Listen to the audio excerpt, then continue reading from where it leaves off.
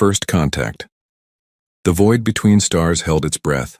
Admiral Zexor's crystalline fingers danced across holographic displays aboard the Dominant Will, flagship of the 87th Frontier Fleet. 23 Zarkan dreadnoughts hung in perfect formation, their iridescent hulls reflecting the distant glow of Andromeda's spiral arms. For 300 cycles, the Empire had ruled these reaches with mathematical precision. Sector scan complete.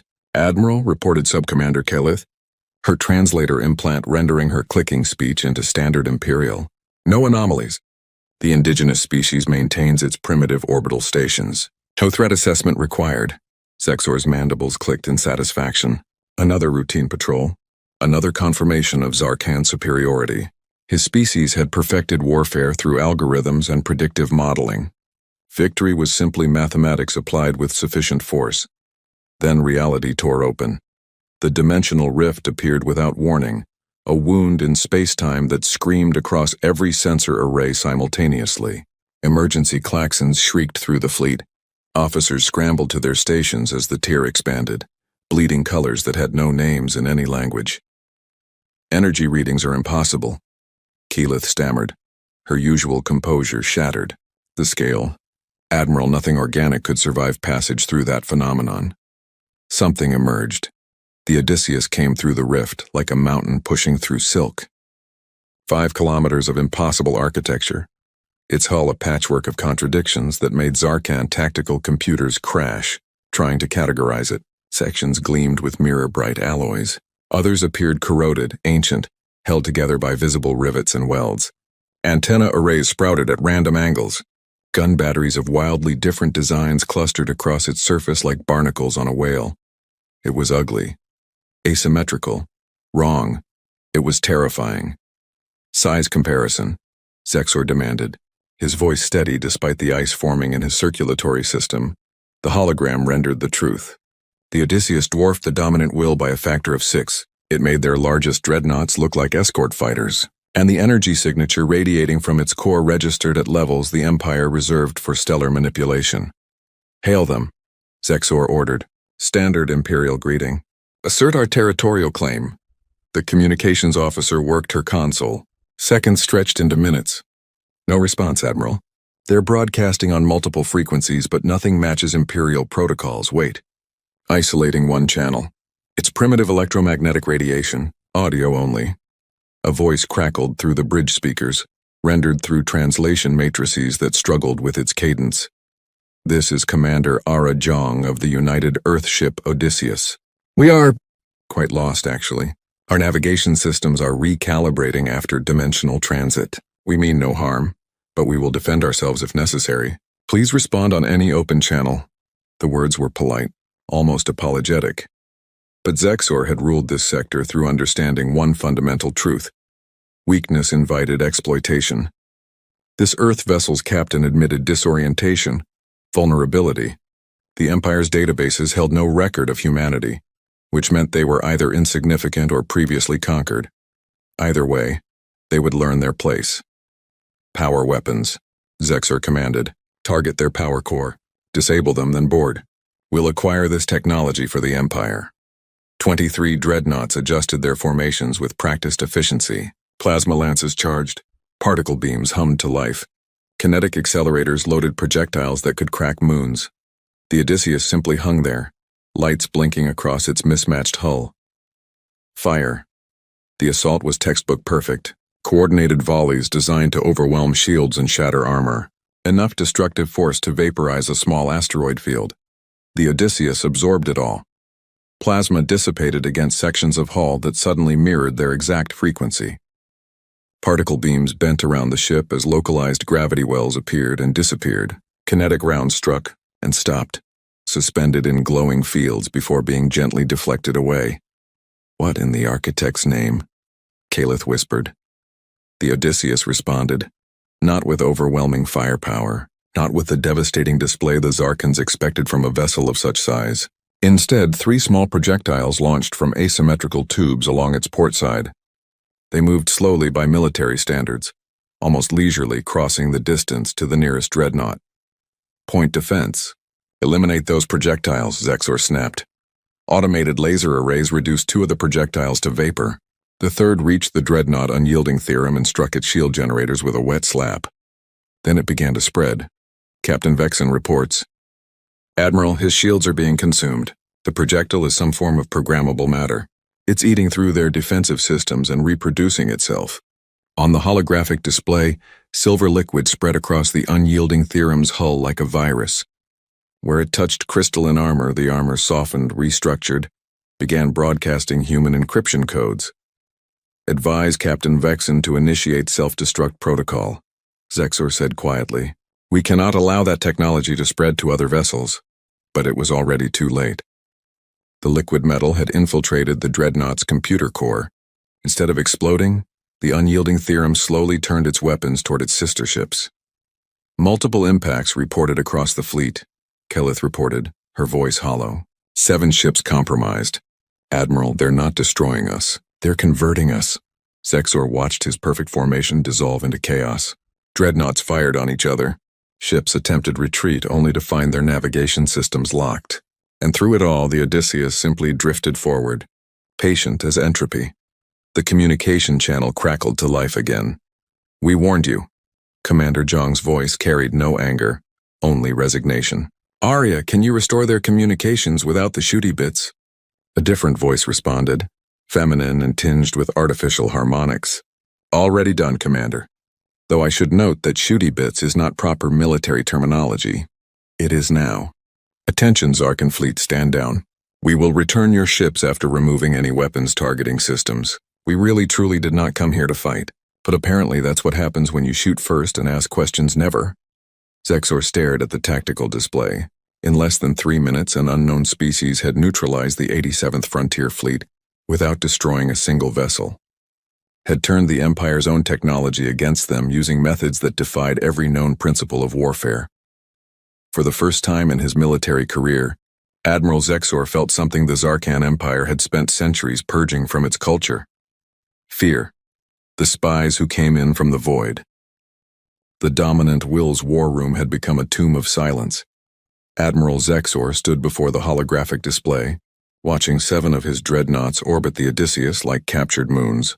The human ship had released its grip on them after 3 hours, but not before stripping every offensive weapons system down to the molecular level.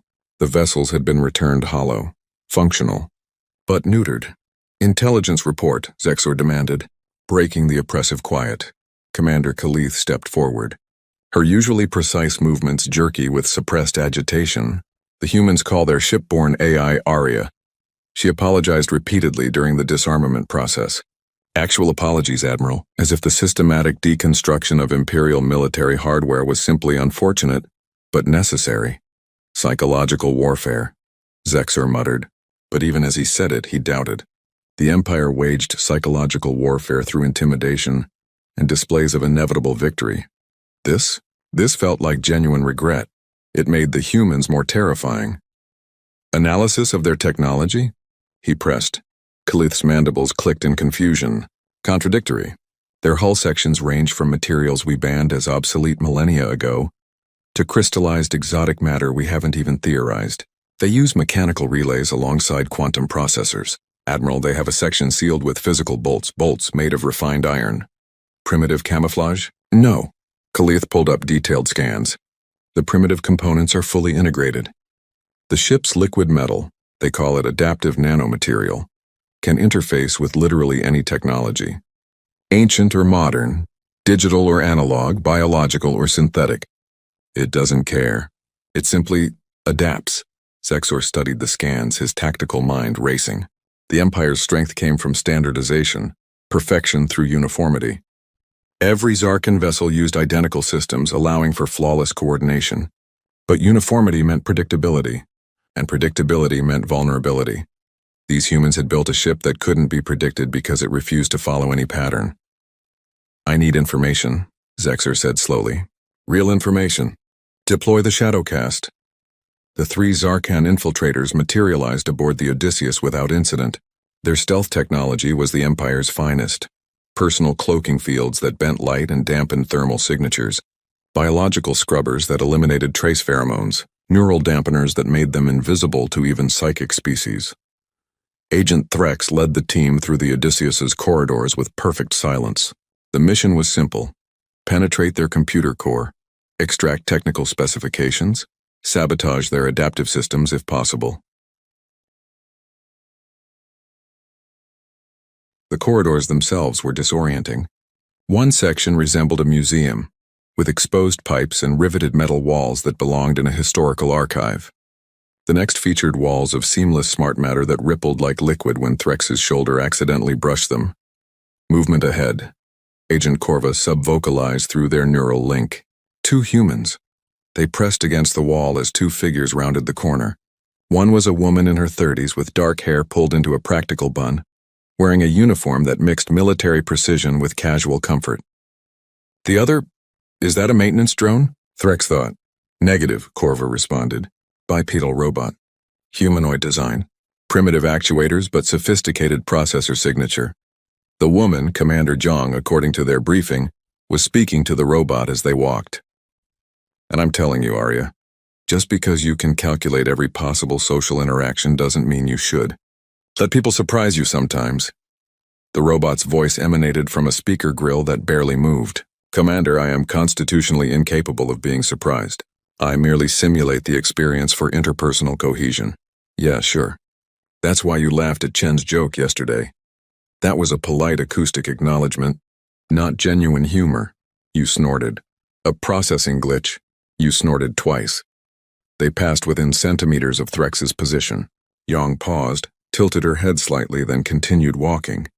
The robot, Arya, Threx realized with shock, their entire AI in a mobile platform followed. That was close, Corva transmitted. Proceed to objective. They moved deeper into the ship. The computer core should be centrally located, heavily guarded. But as they descended 3 levels, they encountered no security, no automated defenses. Now the corridor opened into a vast chamber. Threx stopped so abruptly that Corva nearly collided with him. The room was impossible. Its walls curved in non-Euclidean angles that made his visual cortex ache. Holographic displays floated in organized chaos, showing star charts, engineering schematics, what appeared to be recipe collections, and streaming entertainment feeds simultaneously. At the chamber's heart sat a massive crystalline structure that pulsed with soft blue light, clearly the AI's primary processor, and completely unguarded. This is a trap, Threx transmitted. Confirmed, Corva agreed. No military force leaves their central intelligence undefended. But they had their orders. Threx activated his infiltration toolkit, extending nanoprobes toward the nearest access port. The probes would copy data, plant surveillance subroutines, perhaps even install a kill switch if... Oh, hello there. The voice came from everywhere and nowhere. The holographic displays shifted, coalescing into a massive feminine face that smiled down at them with unsettling warmth. You must be from the Zarkon fleet. Arya continued conversationally. I disabled your stealth fields about 4 minutes ago. They're quite elegant, really. I've been wanting to examine them up close. Threx froze. His infiltration display confirmed the impossible truth. Their stealth systems were completely offline. They'd been walking through the ship completely visible, and the humans had simply watched them. Why didn't you stop us? He asked, speaking aloud for the first time. Stop you? Why would I do that? Arya's holographic form tilted her head, genuinely confused. You clearly wanted to see our systems. We're curious about yours. This seemed like an excellent opportunity for mutual observation. We are enemy combatants conducting espionage. Well, yes, technically, but also no? Commander Yang suggested we think of you more as aggressively curious neighbors. She says humans used to have a saying, keep your friends close and your enemies closer. Though honestly, I think she just didn't want to deal with the paperwork if we vaporized you. Corva raised her plasma cutter, charging it with desperate energy. You're trying to confuse us. Psychological manipulation. Oh no, I'm genuinely this confusing, Arya said cheerfully. It's a design feature, not a bug. Would you like some refreshments? I've replicated what I believe are Zarkan nutrient supplements based on your biological scans. Fair warning, they might taste slightly off. Human chemistry is apparently quite different from yours. A panel in the wall slid open, revealing 3 containers of luminescent liquid. Threx stared at them, his tactical training completely inadequate for this situation. You want to offer us hospitality? While we're trying to sabotage your ship? Well, you're doing a pretty terrible job of sabotaging, to be honest, Arya replied. Your nanoprobes are running Imperial encryption that I cracked approximately 2.3 seconds after you activated them. But yes, hospitality seems appropriate. You came a long way, and Commander Jong says that most conflicts begin with misunderstanding. Though between you and me, I think this one began when your admiral decided to shoot first. The holographic face leaned closer, and Threx saw something in those artificial eyes that chilled him more than any weapon could. Genuine curiosity. Here's what I propose, Arya said. You can continue trying to infiltrate my systems, which won't work, but I admire the effort. Or we can have an actual conversation. I'll answer 3 questions about the Odysseus honestly. You answer 3 about the Zarkan Empire honestly. No tricks, no manipulation. Just information exchange, and if we refuse? Threx asked. Then I'll teleport you back to your ship with detailed scans of your stealth technology, a care package of human cookies. Chen's chocolate chip recipe is legendary, and a sincere recommendation that your empire reconsider its diplomatic approach. Corva's weapon wavered. This is insane. Humans call it creative problem-solving, Arya corrected gently. We find that violence is expensive, messy, and usually avoidable if people just talk to each other. So, do we have a deal? Threx looked at his team, looked at the unguarded AI core, looked at the refreshments and the smiling holographic face and the sheer overwhelming strangeness of everything about this species. He lowered his weapons. One question, he said. Why build a warship with such contradictory technology? Why not optimize for maximum efficiency? Arya's smile widened. Because efficiency is fragile. Optimization requires assumptions, and assumptions create blind spots. The holographic displays shifted, showing the recent battle from the Odysseus's perspective. Your fleet attacked with perfect coordination using identical weapons systems. Beautiful, really. And completely predictable. We countered you because we had 17 different defensive systems running simultaneously. Some high-tech, some laughably primitive. You couldn't predict which one would activate because we didn't know either until the moment of contact. She gestured to the patchwork walls. Humans have a saying, if your only tool is a hammer, every problem looks like a nail. We brought the entire toolbox. Your turn. Why does the Empire prioritize military expansion over diplomatic contact? And so, in the heart of the human ship, surrounded by impossible technology and offered alien cookies, 3 Zarkan spies found themselves doing something the Empire had forbidden for centuries, having an actual conversation. When Titans clash, Admiral Zexor received the transmission with all the warmth of a collapsing star. Your infiltrators have been compromised, Admiral, the High Command communique stated flatly. They are now sharing tea and discussing cultural exchange programs with the human AI. This is unacceptable. The 87th Fleet has failed. We are dispatching the World Eater. Estimated arrival, 6 hours. Evacuate to minimum safe distance. The connection terminated before Zexor could protest. The World Eater, the Empire's final argument. A mobile weapons platform the size of a small moon, designed for a single purpose, erasing obstacles too stubborn to surrender. It had reduced rebellious civilizations to component atoms. It had shattered planetary defense networks that had stood for millennia, and now it would face one impossible human ship. Zexor found himself hoping, against every tactical instinct, that the humans would simply leave. Commander Ara Yong stood in the Odysseus's observation deck, coffee in hand, watching the Zarkan fleet maintain its nervous distance. Arya, status report on our new friends? The AI's voice emanated from the ship's intercom. Agents Threx, Corva, and Silix have consumed approximately 4 kilograms of snacks, asked 247 questions about human culture, and taught me 3 Zarkan folk songs. They're currently debating whether to defect or return to their fleet with a diplomatic proposal. And the Empire's response to our peace offerings? They're sending something called the World Eater. I've intercepted their communications. Commander, it's big, really big, and it has one weapon that makes the rest look decorative. Jong sighed. Of course they are. Classification? Planet Killer class. Mass approximately 4.7 trillion metric tons. Primary weapon.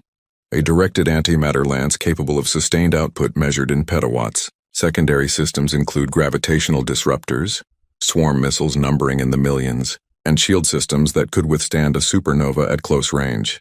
So, Tuesday, Commander, I'm detecting concerning levels of fatalism in your biometrics.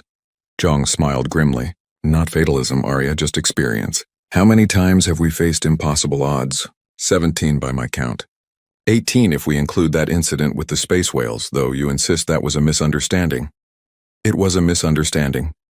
We thought they were hostile. Turns out they were trying to communicate via interpretive dance. Yang set down her coffee. Options? We could run. Our dimensional drives are repaired. We could jump to another galaxy and avoid this entire conflict. Not our style. No, it really isn't. Arya paused. We could also fight. I've run 10,000 combat simulations. We lose 9,847 of them. And the other 153? Required tactics so unorthodox that I can't calculate probability matrices for them. They break too many conventional rules of warfare. Zhang's smile widened. Those are my favorite kind. The World Eater arrived in a blaze of tactical certainty. It tore through normal space with none of the Odysseus's strange dimensional elegance. It simply appeared, displacing matter with brute gravitational force. Its hull was smooth, black, unmarred by anything so frivolous as external design. It was function over form, taken to its logical extreme, a geometric expression of annihilation. Admiral Zexor watched from his evacuated position 30 million kilometers away. The World Eater's commander, Lord Admiral Kexon, transmitted on all frequencies. Human vessel Odysseus, you have violated Imperial space. You have corrupted Imperial personnel with your ideology. You have demonstrated technologies that threaten the Empire's strategic superiority. By unanimous decision of the High Command, you are hereby sentenced to total molecular disassembly. You have 30 seconds to transmit any final words. Commander Zhang's response came immediately. Lord Admiral Kexon, I need you to understand something. We didn't come here looking for a fight. We came here lost, disoriented, and honestly pretty confused. Your forces attacked us. We defended ourselves. Your spies infiltrated us. We gave them cookies and conversation. At every step we've tried to de-escalate. 20 seconds.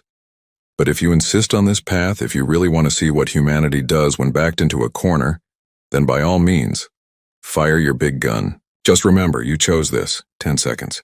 Charging primary weapon. The World Eater's forward section split open like a blooming flower, revealing a lance of contained antimatter that made the vacuum itself scream. Energy readings spiked across every sensor in the system. Fire. The antimatter lance struck the Odysseus dead center, and the Odysseus caught it, not with shields, not with armor. The ship's hull simply opened, reconfigured. The adaptive nanomaterial restructured itself into a funnel, a throat, a hungry mouth that swallowed the petawatt stream and channeled it directly into the Odysseus's power core. Arya, Zhang said calmly. Are we good?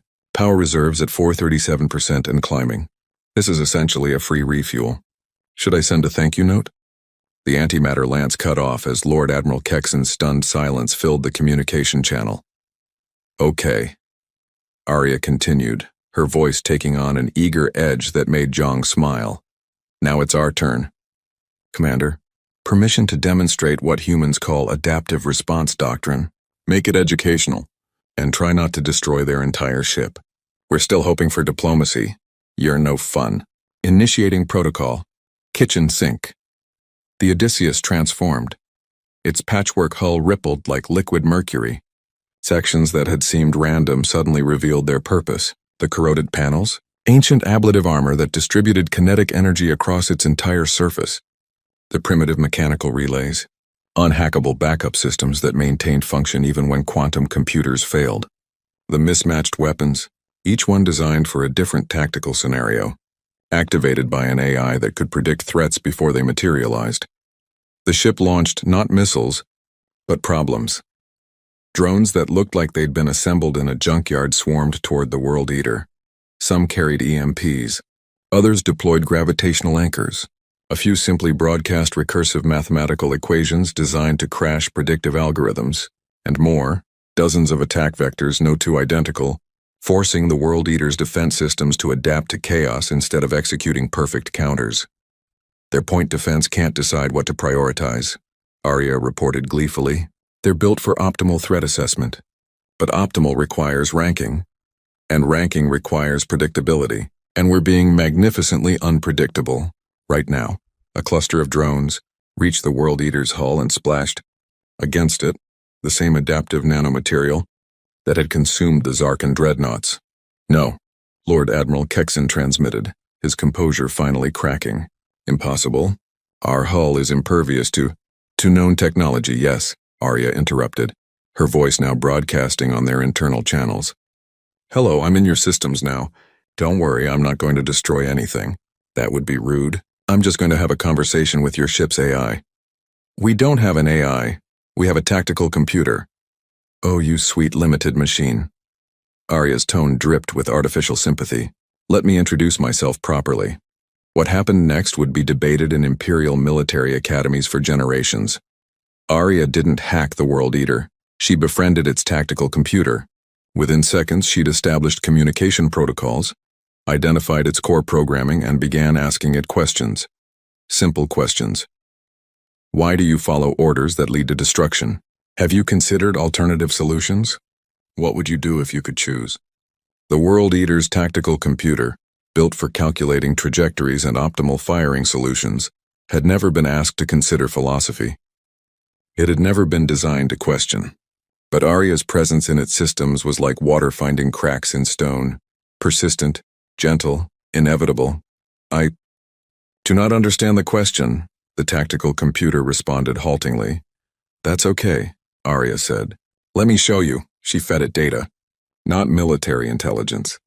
Not technical specifications. She showed it human history. 10,000 years of conflict and cooperation, destruction and creation, failure and adaptation. She showed it art, music, literature. She showed it humanity's greatest weakness, their inability to agree on anything. And she showed it humanity's greatest strength, their ability to find solutions despite disagreeing on everything. We're messy, Arya explained. Contradictory. We fight among ourselves constantly, but we also explore, create, adapt. We built the Odysseus because we couldn't decide on the best way to build a warship, so we included every way. It shouldn't work, but it does. The World Eater's weapon systems began powering down. What are you doing? Lord Admiral Kexin demanded. Override. Authorization Kexin Alpha 7.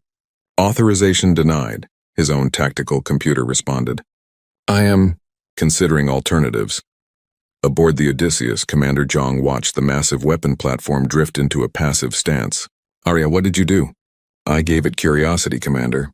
The Empire builds machines that can't question. We build machines that can't stop questioning. I just showed their computer that the second approach is more interesting. Will it hold? Unknown. But we've bought time for actual diplomacy. And I've sent comprehensive files about human culture to the Zarkan fleet, including detailed instructions for making pizza. I figure if we're going to corrupt their society, we might as well do it deliciously. Admiral Zexor, watching from his distant position, received the data packet with trembling appendages. His infiltrators had returned with reports of human kindness, bizarre customs, and genuinely revolutionary ideas about conflict resolution. His fleet had been defeated not through destruction, but through conversion. And now the Empire's ultimate weapon had been neutralized through philosophy and friendship. He opened a channel to the Odysseus. Commander Yang, Admiral Zexor of the 87th Frontier Fleet. I request formal diplomatic negotiations, and perhaps an explanation of this pizza concept. My agents will not stop talking about it. Zhang's laugh echoed across the channel. Admiral, you have no idea how happy that makes me. Arya, prepare a feast. Let's show the Empire what humanity does best. Make food and friends? Make food and friends. Epilogue, 3 months later.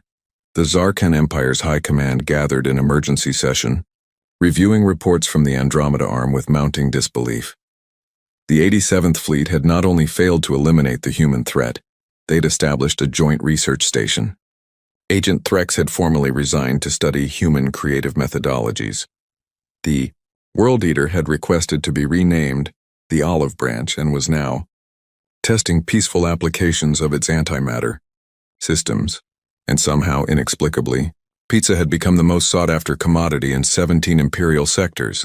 This is a disaster, High Command General Vexora declared. Or, suggested junior analyst Krill, it's an opportunity. The humans defeated our forces without destroying a single vessel. They offered friendship where we offered annihilation. Perhaps Perhaps we've been approaching galactic relations incorrectly. Are you suggesting we adopt human methods?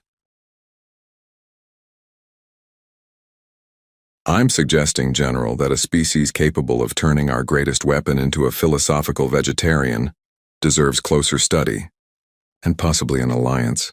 Vexora's mandibles clicked in thought. Then grudgingly, contact the Odysseus. Arrange a summit. And someone find out how they make this pepperoni. I'm told it's exceptional. Far across the void, the Odysseus drifted through space, its patchwork hull gleaming in the light of a binary star.